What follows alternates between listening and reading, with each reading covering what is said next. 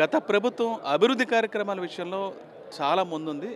అప్పుడున్న ప్రజాప్రతినిధులు కేంద్ర ప్రభుత్వంలో ఉన్న పెద్దలను సైతం ఇక్కడ జరిగే అభివృద్ధి మీద దృష్టి కేంద్రీకరించేటట్టు చేసి పెద్ద ఎత్తున నిధులు మంజూరు చేయించారు. అయితే కూటమి ప్రభుత్వం అధికారంలోకి వచ్చిన తర్వాత తెలుగుదేశం పార్టీ నేతలు అదేదో తాము సాధించిన గొప్పలా భావిస్తున్నారు.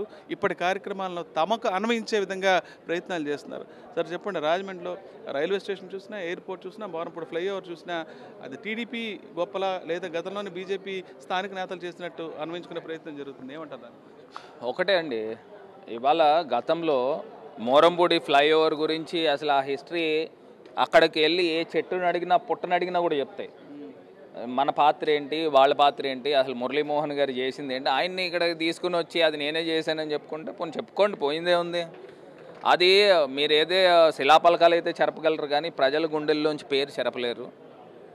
రెండో అంశము రైల్వే స్టేషన్కి సంబంధించి ఆ రోజు ప్రధానమంత్రి గారు వర్చువల్గా ఆయన ఇనాగ్రేట్ చేసినప్పుడు, ఫౌండేషన్ స్టోన్ లే చేసినప్పుడు ఆంధ్రప్రదేశ్ మీరు మొత్తం చూసుకోండి, హయ్యెస్ట్ ఫండ్స్ 270 కోట్ల రూపాయలు రాజమండ్రి రైల్వే స్టేషన్ తీసుకుని వస్తే ఇప్పుడు ఉన్న ప్రజాప్రతినిధులు వాళ్ళు ఏదో తెచ్చినట్టు చెప్పుకుంటూ ఉన్నారు.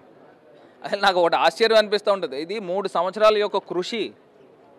ఏదో రాజమండ్రి రైల్వే స్టేషన్కి సాధారణంగా 50-60 కోట్లు ఇచ్చి చేతులు దులుపుకునే పరిస్థితులు, అలాంటిది ఏదైతే ఇంటిగ్రేటెడ్ రైల్వేస్ కిందన మల్టీ ఫ్లోర్ వేసి దాని డిజైన్ ఫైనల్ చేసి అప్పుడు ఉన్న ఆర్కిటెక్ట్స్తో కూర్చొని ఈ రకంగా చెయ్యాలనే కార్యక్రమం 2-3 ఆప్షన్స్ తయారు చేసి మరి అది ఆ రోజు ఫౌండేషన్ స్టోన్ లే చేసాం.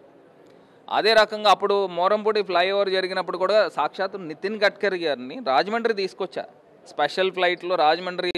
అంటే నా గొప్పతనం అని కాదు, అంత కొట్లాడాము. ఆయన వచ్చి ఇక్కడ వచ్చి ఇనాగ్రేట్ చేశాడు. ఆ కడియం నర్సరీస్లో ఇవన్నీ కూడా చూసుకుంటే ఇక్కడ వచ్చి ఫౌండేషన్ స్టోన్ లే చేశాడు. అదే రకంగా జ్యోతిరాదిత్య సింధియా గారిని రాజమండ్రి రైల్వే స్టేషన్కి ఆయన చెప్తా ఉన్నాడు, అరే Bharat, whom did you manage to get this much funds for Rajahmundry airport, generally we give 50 to 60 crores. ఆ రకంగా చెప్పి you don't even have a bigger air craft అని చెప్పి 370 కోట్ల రూపాయలు రాజమండ్రి ఎయిర్పోర్ట్కి తీసుకురావడం జరిగింది. అది కూడా శరవేగంగా వర్క్ జరుగుతూ ఉన్నాయి. దాన్ని కూడా వీళ్ళు వాళ్ళ ఖాతాలో వేసుకుంటే వేసుకోమనండి, నాకు పోయింది ఏం లేదు. కాకపోతే మనం ఏం కృషి చేసాము ప్రజలకు తెలుసు, మనకు తెలుసు. ఇంకా వీళ్ళు తీసుకుని వచ్చి లేనిది చూపించుకుంటూ ఉంటే ఇంకా పల్సన్ అవుతారు. నేను ఇవాళ ఇంకొక అంశం కూడా చెప్తున్నా.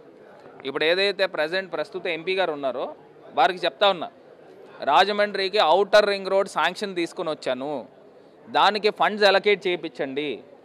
మీరు గతిశక్తిలో పెట్టిస్తారా లేకపోతే భారత్మాలలో పెట్టిస్తారా, ఎందులో పెట్టిస్తారో చూసుకొని దానికి ఔటర్ రింగ్ రోడ్కి, అంటే బైపాస్ రోడ్, బైపాస్ రోడ్ అటు దివాన్ చెరువు దగ్గర నుంచి పొట్టిలంక దాకా వస్తుంది, దానికి ఫండ్స్ అలొకేట్ చేయించి దాన్ని పూర్తిగా కంప్లీట్ చేయండి. ఇది కాకుండా ఇంకొక 4 ఫ్లైఓవర్లకి సంబంధించి 390 కోట్లు అనుకుంటా, 390 కోట్లు ఆల్రెడీ శాంక్షన్, దాన్ని రికమెండేషన్ చేసి బోర్డుకి పంపించారు. దానికి ఫండ్స్ అలొకేట్ చేయించుకొని ఇమీడియట్గా చేయండి. 4 ఫ్లైఓవర్లు వస్తాయి, అదేవిధంగా ఒక బైపాస్ రోడ్ వస్తుంది. ఇది మీరు సాధిస్తే ఆల్రెడీ నేను చేసి పెట్టేసి ఉంచా, దానికి ఫండ్స్ అలొకేట్ చేయించండి. మీరు ఎలాగ బీజేపీలో ఉన్నారు కాబట్టి, బీజేపీ ఎంపీ కింద ఉన్నారు కాబట్టి కేంద్ర ప్రభుత్వంలో మీ బీజేపీ పెద్దలను కలిసి దానికి ఫండ్స్ అలొకేట్ చేయించి అది ఔటర్ రింగ్ రోడ్ కనుక చేస్తే చిరస్థాయిగా మీ పేరు నిలబడుతుంది. దానిపైన దృష్టి సారించండి. గతంలో జరిగిన అభివృద్ధి పనులకు సంబంధించిన నిధులు మంజూరయ్యాయి, వాటిని తమకు అన్వయించుకున్నా పర్వాలేదు, కానీ పూర్తి చేసే కార్యక్రమం మాత్రం రాజమండ్రిని అదేవిధంగా తూర్పుగోదావరి జిల్లాను అభివృద్ధి చేసే ప్రయత్నం అయితే పెద్ద ఎత్తున చేయాలని మాజీ ఎంపీ మార్గాన్ భరత్ సూచిస్తున్నారు. రాజమండ్రి నుంచి విజయస్మృతికల్ హరీష్ ఫర్ సాక్షి.